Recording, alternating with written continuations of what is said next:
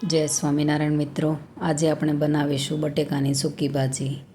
તો તેના માટે મેં 8થી 9 જેટલા બટેકા લીધા છે. તેને આપણે 2 ફાડા કરી નાખીશું. પછી તેને આપણે કુકરમાં થોડું પાણી લઈ અને તેને બાફવા માટે મૂકી દઈશું. તો બધા બટેકા અંદર નાખીને આપણે કુકરનું ઢાંકણ છે તે આપણે બંધ કરી દઈશું અને 4 થી 5 વિસલ થવા દઈશું. આ બાજુ આપણે સૂકી ભાજીમાં નાખવા માટે લીલા મરચાં અને ધાણા કાપીને તૈયાર કર્યા છે. તો આપણા બટેકા સરસ બફાઈ ગયા છે. તેને આપણે કુકરમાંથી બહાર કાઢી લઈશું. તો આપણા બધા બટેકા બફાઈ ગયા છે. હવે તેની આપણે છાલ ઉતારી લઈશું. બધા બટેકાની છાલ ઉખેડાઈ જાય એટલે આપણે તેને કટ કરી લઈશું.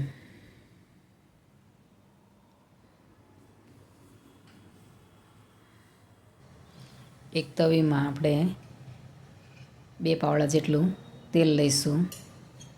તેલ ગરમ થઈ જાય એટલે તેની અંદર આપણે 1 ચમચી જેટલી રાઈ નાખીશું. 1 ચમચી આપણે ધાણા જીરું નાખીશું, આખું જીરું નાખીશું અને 1 ચમચી આપણે હિંગ ઉમેરીશું અંદર.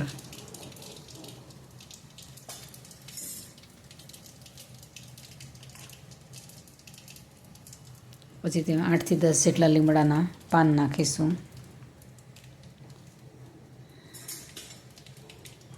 પછી ઝીણા કટ કરેલા મરચાં છે તે અંદર ઉમેરી દઈશું અને ટામેટાં પછી ઉમેરી દઈશું. આપણે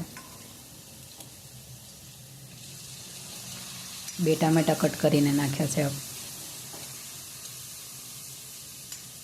તે બધું આપણે હલાવી લઈશું અને 1 થી 2 મિનિટ જેટલું આપણે ટામેટાં અને મરચાંને સહેજ સાંતળાઈ જાય ત્યાં સુધી આપણે રહેવા દઈશું અને પછી તેની અંદર આપણે બટેકા ઉમેરી દઈશું.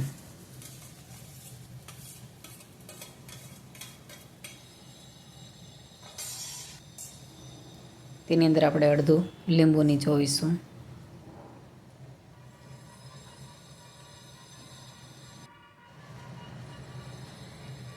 પછી તેની અંદર આપણે 1 ચમચી જેટલી હળદર ઉમેરીશું, અડધી ચમચી જેટલી,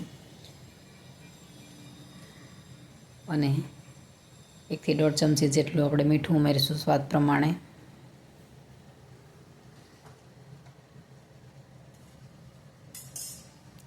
પછી તેની ઉપર આપણે લીલા ધાણા છે તે ઉમેરી દઈશું.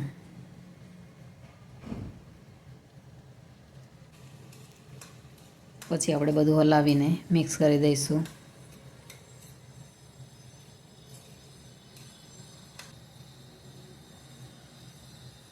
તો આપણી સૂકી ભાજી છે તે બનીને તૈયાર છે. તેને આપણે એક પ્લેટમાં સર્વ કરી લઈશું.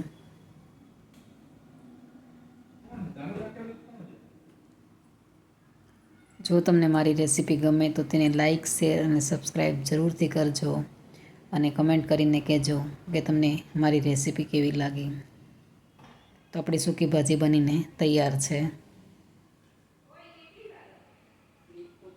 જય શ્રી કૃષ્ણ.